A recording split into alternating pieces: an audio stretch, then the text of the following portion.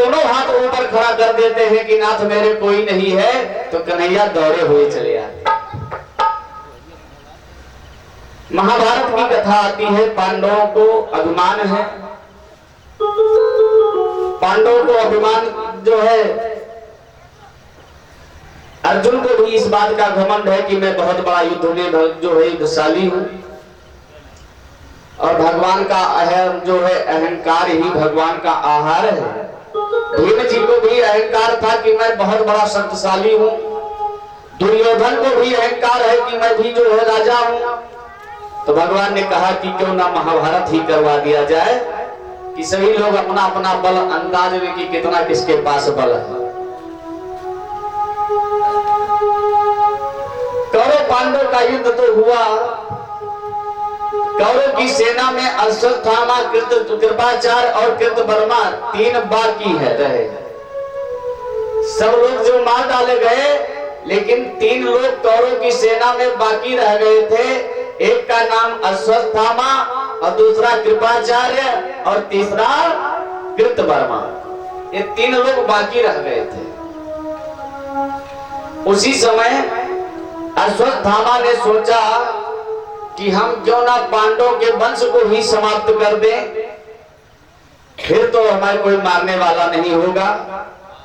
और इसी बात को सोच करके अश्वत्थामा ने अभिमन्यु की पत्नी जो है उत्तरा जो है गर्भवती थी, और उनके गर्भ पर अपना ब्रह्मास्त्र को फेंक देता है। ब्रह्मास्त्र जानते हैं क्या है? ये ब्रह्म का अस्त्र है। लोग आज कहते हैं कि हम ब्राह्मण तो हैं, लेकिन ब्रह्मास्त्र है। ब्राह्मणों के पास जैसे ब्रह्मास्त्र है, लेकिन वो अस्त्र चलाना तो जानते हैं, लेकिन वापस करना नहीं जानते। अश्वत्थामा जो है ब्रह्मास्त्र चलाना जानता है, लेकिन वापस करना नहीं जानता। और ब्रह्मास्त्र क्या है, इसका प्रमाण है तुलसीदास जी ने रामचरितमानस में दिया है कि ब्रह्मास्त्र तहि साधा और कपि मन कीन विचार, और जो न ब्रह्म शर्मानहु महिमा मिटई अपार। श्री हनुमान जी ने ब्रह्म का जो है इज्जत रखा, यज्ञोपवीत की जो है रक्षा किया उन्होंने। यज्ञोपवीत ही ब्रह्मास्त्र है। लेकिन आज जो है समाज में बहुत से ऐसे भी ब्राह्मण आपको दिखाई पड़ेंगे जो जनेऊ पहनना भी पसंद नहीं करते। ये क्या है?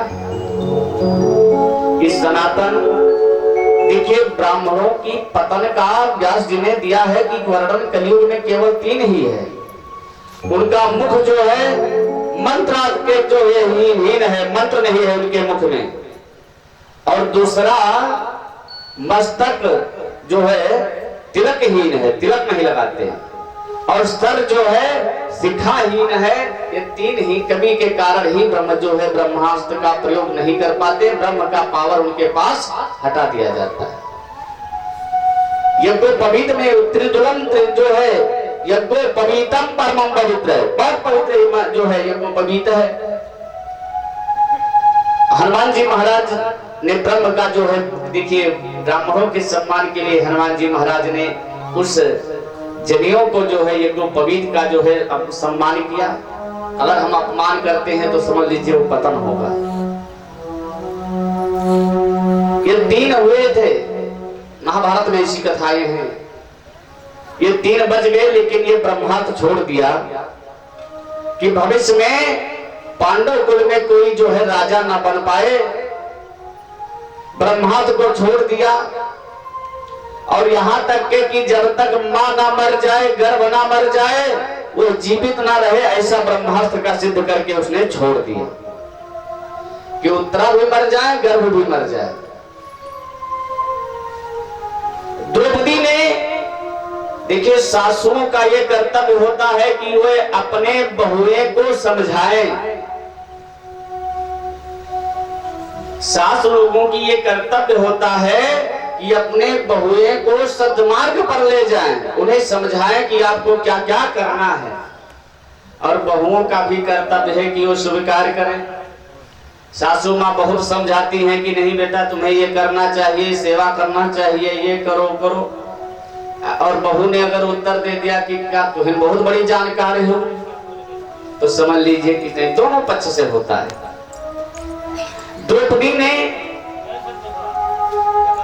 समझाया था उत्तरा को कि जीवन में कैसा भी दुख क्यों ना आए, पूरे जीवन में क्यों ना दुख आए, तो उस दुख से घबराना नहीं चाहिए, क्योंकि सुखे दुखे समेत लाभारी जया जयो हो।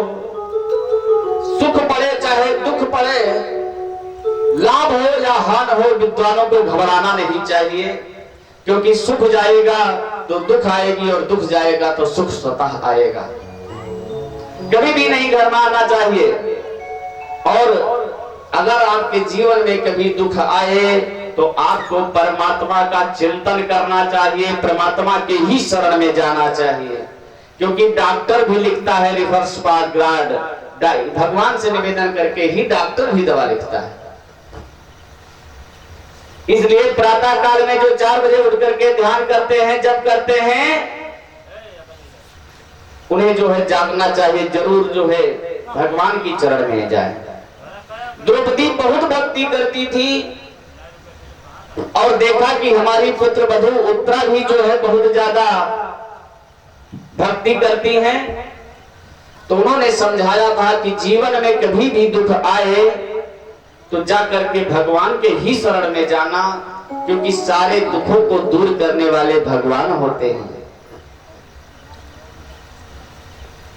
इसलिए लोग कहते हैं ना कि सबसे पहले जब सुबह उठो तो क्या करो, सबसे पहले जब सुबह उठो तो अपने हाथों का दर्शन करो।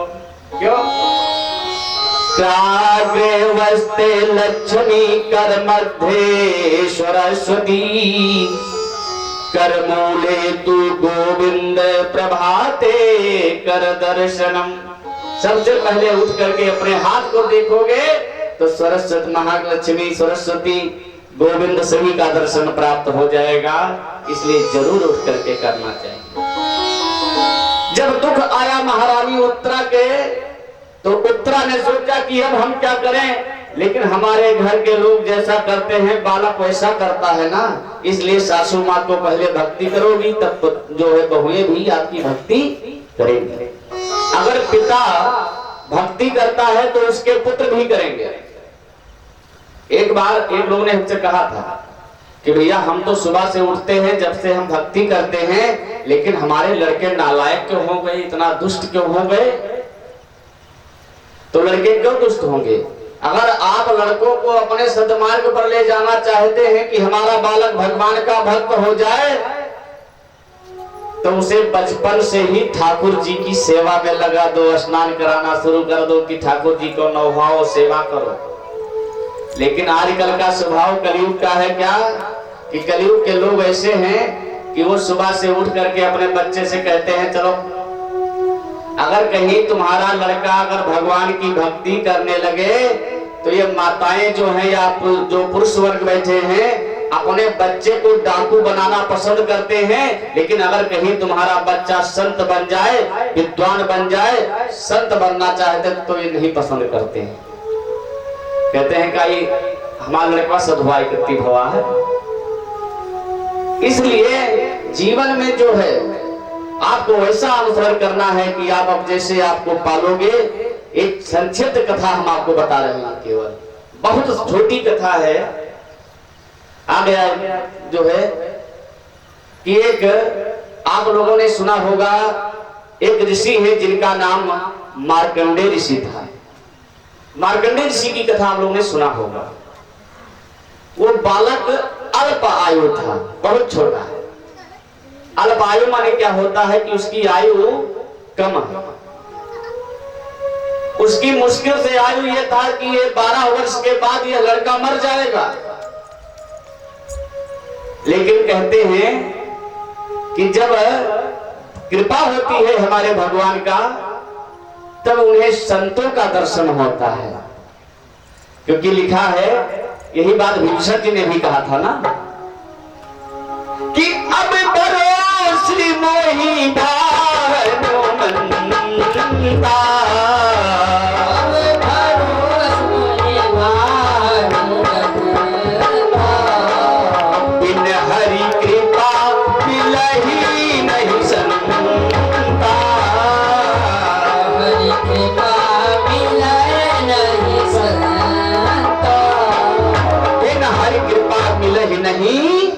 संता।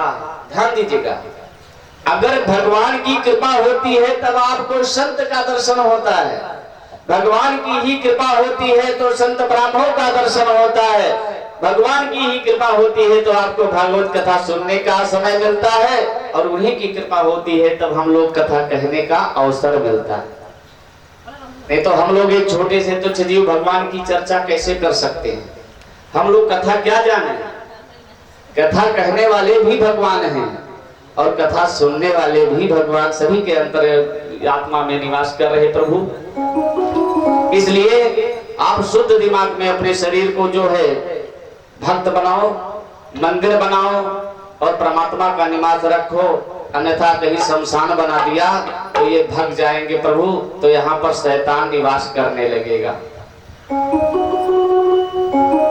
इसलिए कहा है कि जो है मार्कंडेय जी की कथा हमने बताया था कि एक बार कृपा हुई भगवान की कि देव ऋषि नारद जी महाराज रास्ते से जा रहे थे, लेकिन अपने बालक को ये शिक्षा दीजिए, कथा भागवत ज्ञान यज्ञ है, ज्ञान लीजिए आप लोग कि आपका बच्चा छोटा ही रहे, उसे यही शिक्षा दीजिए कि अगर कोई आपके द्वारे पर संत ब्राह्मण विद्वान जा रहा हो, बड़े बूढ़े जा रहे हो, तो सीधे उठ करके उनको जरूर प्रणाम करो, प्रणाम करना सिखा दीजिए। मार्कंडेय जी भी छोटे थे, लेकिन जब कोई उनके रास्ते से जाता था तो सभी को पैर छूते थे, प्रणाम करते थे। और कुछ एक समय ऐसा आया कि देव ऋषि नारद जी भी उसी रास्ते से जा रहे थे, और जैसे ही जा रहे थे तो ये बालक, छोटा बालक जा करके सीधे भगवान नारद जी के चरणों में गिर गया, और नारद जी ने क्या कह दिया? वरदान दे दिया उन्हें कि तुम जाओ, ये छोटी आयु नहीं, अल्पायु को छोड़ो। नारद जी जान भी नहीं रहे थे कि इनकी अल्पायु है, और नारद जी ने कह दिया कि दीर्घायु हो ऐसा आशीष हमारा है, दीर्घायु हो ऐसा आशीष हमारा। आशीर्वाद दिया नारद जी ने, आशीर्वाद माने ही यही होता है भैया। आनंद काले न बहुराज लक्ष्मी शिव प्रसादाय नवसे धरिद्धि वातात हाताय दरिद्र नाशः। आपके दरिद्र दूर हो, दुख दूर हो। नारद जी ने आशीर्वाद दिया कि आपका जो है कल्याण हो। नारद जी ने वरदान दे दिया था उस बालक को कि ये क्या हो जाए, लंबी आयु प्राप्त हो जाए। और जैसे अब जब नारद जी ने उस बालक के जो है भाग्य रेखा को देखा, जीवन रेखा को देखा, कि कहा अरे तो हम बड़े बुरे चक्कर में फंस गए, इस लड़के की आयु 12 साल है और हमने इसको आशीर्वाद दे दिया कि ये दीर्घ आयु हो जाए, लंबी आयु हो जाए इस बालक का। कहा अब क्या करेंगे, क्योंकि नारद जी का वचन कभी भंग नहीं हो सकता। भगवान कहते हैं कि मेरी वचन भले ही चली जाए लेकिन अपने भक्तों का जो है वचन जाने नहीं देते। नारद जी ने सोचा कि अब हम क्या करें, इस बालक को ले चले। बालक को लेकर के गए ब्रह्मा जी के पास, कहा पिताजी हम धर्म संकट में हैं और ये हमारा बालक जो है, हमारा शिष्य जिसको लाए हैं, इसकी अल्प आयु है, अब क्या होगा, कुछ उपाय बताया जाए। ब्रह्मा जी ने कहा कि जो लिखा पढ़ा है कि 12 वर्ष है तो हम इसको काट भी नहीं सकते, ना एक पल घटाएंगे ना बढ़ेगा। नारद जी ने कहा कि दूसरा उपाय। भगवान विष्णु के पास गए, उन्होंने भी जवाब दिया। तो तीसरे जा करके इस बालक को लेकर कहां गए कि भाभी मेड सकते पुरारी। भगवान शंकर जी के पास ले गए कि वही एक ऐसे हैं कि जो भाभी को भी मेट सकते हैं। भक्तों के लिए उन्होंने कई बार जो है भाभी को मेट दिया है। शंकर जी के पास गए, शंकर जैसे बालक ने शंकर जी को प्रणाम किया, शंकर जी ने भी आशीर्वाद दे दिया कि आपका कल्याण हो, आप दीर्घायु हो जाए। नारद जी ने कहा कि भैया सुनो, ए भोले बाबा, आपने वरदान तो दे दिया इस बालक का, लेकिन ये अल्पायु है। कहा तो अब क्या होगा, वादा तो हमने कर दिया, वज्राशीर्वाद दे दिया। तो कहा कि ठीक है, इस बालक को याद दिलाओ कि जो है शिवरात्रि की पावन दिन में ये बेलपत्र चढ़ाए, और जब तक पूरी रात ये बेलपत्र चढ़ाएगा। सौभाग्य से शिवरात्रि जो है, शिवरात्रि की बेला आई और उस बालक ने पूरी रात भगवान शिव को बेलपत्र अर्पण करता रहा, और उसी से भगवान शिव प्रकट हुए और अमर होने का वरदान दे दिया, और वही भाभी को मेट दिया, और आज भी मार्कंडेय ऋषि अमर हो गए। बोले सच्चिदानंद भगवान की जय। इसलिए मनुष्य को जीवन में कभी भी दुख आए तो भगवान के ही शरण में जाना चाहिए, और संसार वालों की शरण में जाओगे तो तुम्हें कुछ नहीं मिलेगा, क्योंकि संसार ही ये नाटक है। भगवान की रची हुई ये नाटक